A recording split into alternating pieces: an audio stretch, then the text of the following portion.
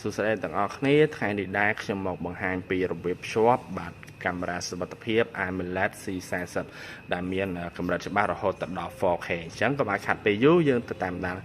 ទស្សនាវីដេអូរបៀបភ្ជាប់ទាំងអស់គ្នាសួស្តីអ្នកគ្នាអញ្ចឹងជាហ៊ានដំបូងយើងចូលមកកាន់ app របស់យើងដែលយើងមានបង្កើត account ស្រាប់ហ្នឹងបាទបន្ទាប់មកយើងចូលទៅតារាកន្លែងពាក្យសញ្ញាបូកនេះបាទបន្ទាប់មកយើងបងប្អូនយកពាក្យ scan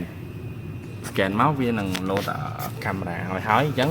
បងប្អូនមក scan QR code ដែលមាននៅលើកកូដវាហ្នឹងបាទបន្ទាប់មក next បាទជាមួយ device reset ហ្នឹងបាទ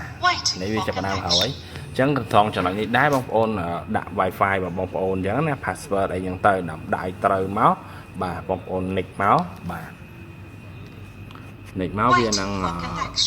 ចាប់ផ្ដើម connect ចូលទៅ Wi-Fi អី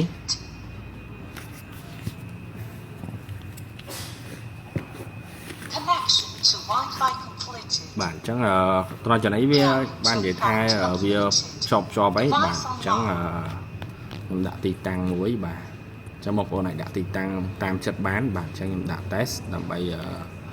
សិនបាទអញ្ចឹងខ្ញុំ next បាទ next ទៀតមកបាទ next ឲ្យអស់សិនមកបាទ agree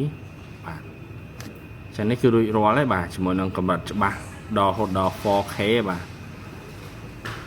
នេះគឺច្បាស់មែនតើបាទ 4K បាទនៅនេះដែរយើងអាចធ្វើបានច្រើនបាទជាមួយនឹងមុខងារ AI បាទ AI picture ហ្នឹងយើងអាចសេរីឲ្យវា detect ជាមួយនឹងរូបភាពផ្សេងអញ្ចឹងបាទក្មេងយំមានជាមួយសត្វចិញ្ចឹមបាទមនុស្សដើរឬក៏អ្វីផ្សេងដែលយើងវាមាននៅលើហ្នឹងហើយមាន playback បាទ playback ជាមួយនឹងយើងអាច record ជាមួយនឹងscreen ថយក្រោយបានគឺនៅកន្លែងនេះបាទនេះជាមួយ David Tick ហ្នឹងគឺវាមាន load លើនៅណាដូចគ្នាបាទវាពណ៌ហ្នឹងមានខៀវមានបៃតងលឿងអីចឹងទៅបាទក្រហមអីចឹងទៅបាទអញ្ចឹងវីដេអូខ្ញុំគឺមានតែប៉ុណ្្នឹងទេបាទអរគុណ